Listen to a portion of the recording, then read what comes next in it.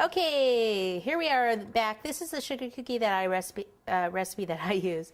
It's 2 cups of unsalted butter, 2 cups of granulated sugar, 2 eggs, 1 teaspoon of vanilla extract, 2 teaspoons of lemon extract or flavor of choice. I prefer the lemon.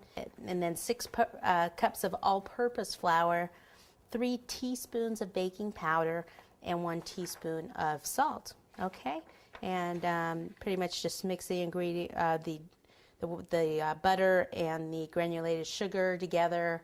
Add the eggs and mix that up, and then add the flavorings. And then in a separate bowl, you put your flour, your sugar, your baking powder, and your salt, and then you'll gradually add that to the mixture. And voila, cookie dough.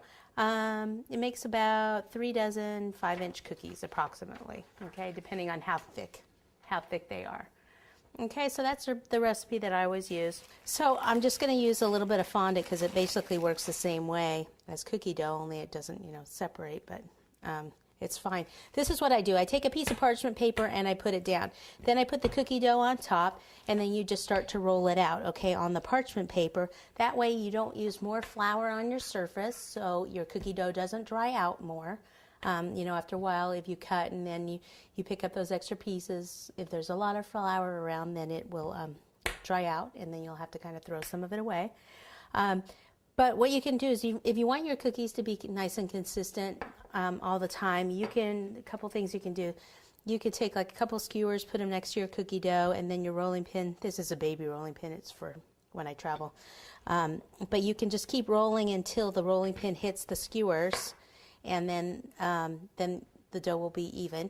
Or you can use, if you want your cookies to be thicker, you can use the bigger dowel rods and do the same thing.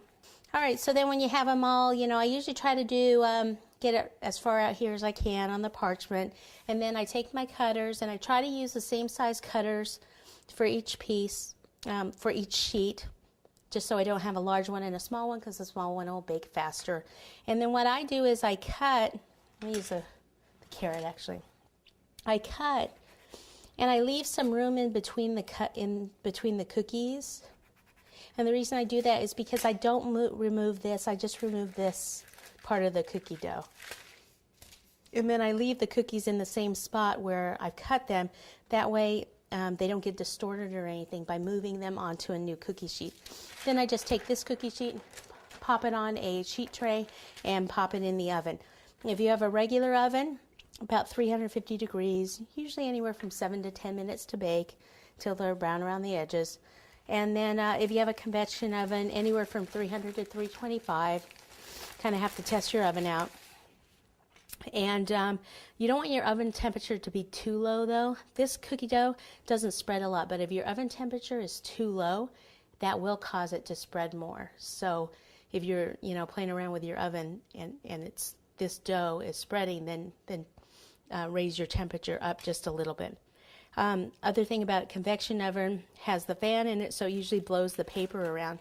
So you have to put something metal on your paper so that it doesn't blow up onto your cookie and then ruin your cookie while it's baking. I usually just put some metal knives on either side. Okay, and baking time is about the same time. It's just the temperature's a little lower. Okay, so let me move this out of the way, and we'll start off with the rabbit head. We'll be back.